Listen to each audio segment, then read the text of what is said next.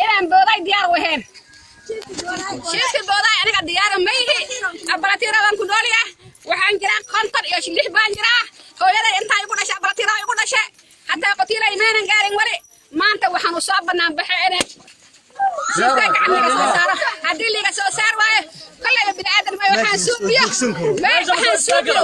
إيه ضد ما لقى شلاين الدون دولة هذا إيش حشومة دولة حشومة أنا محشون هاي دولة حشومة أنا محشون هاي أنا وحن كذا أبلاتيرا أنا كل شيء خاطر أنت أنا جرا عثماننا هنا Garissa County Nairobi inaan u gudbiyo fariintan beelaha deegaanka Abalatiro waa xaq u leh oo samwadalna og yahay xalay ilaa saakay ilaa maanta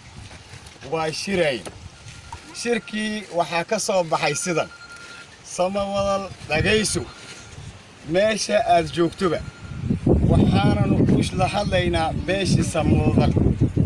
waxaanu leenahay samwadalow dulanka waad aragtaa Soomaali waxay tiraahday caana daateen dabada la qabta dad waxaan nahay isdale oo isa dhashay oo xidid iyo xigaal ah deegaan dalka waan wada leenahay laakiin deegaanka kala leenahay deegaanka wuxuu la mid yahay sidii odayga looda lahay oo nin lababa neefkiisa gaar wahay saasamaha loo soo nin laba nin wiilka odayga nin laba waxdiiso gaar maaha samawada waxaad ogtahay deegaanka qotiley iyo Abalatiro qotiley in lijir qotileygiya waxaad qasabtay samawada waliba beeshi Cabdalle Ibrahim inaad qasab iga soo rarto qotiley samawada soo kaaga ma soo guurin maxaa keenay inaa maanta haddana Abalatiro inaad Abalatiro aad ku tala gasho inaan ku dagaalno aad rag ku disho haddaad walaal wiilkaada aad iigu keentay inuu ana ii shaqeeyo walaal wiilkayga igu falana wiilkayga cisho marxabdo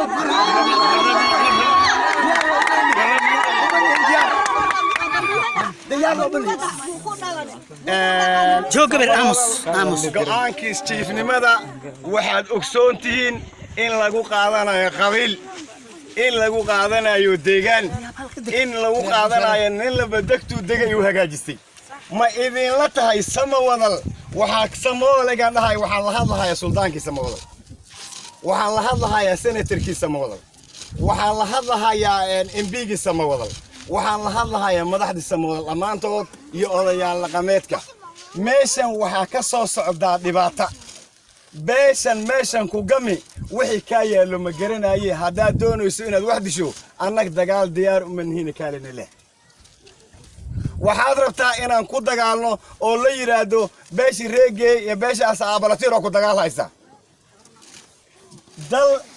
Ismaan chief ka noqdo beeshiisa way haysata waxaan ogtihiin sideedek oo beeshi Abukar aadan ee Qaasin Abukar dagayso oo banaan oo chief loo yeel karo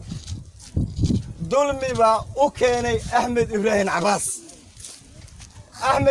Abbas wuu keenay waan fikirnay anug shaqo la siiyay waay waxaan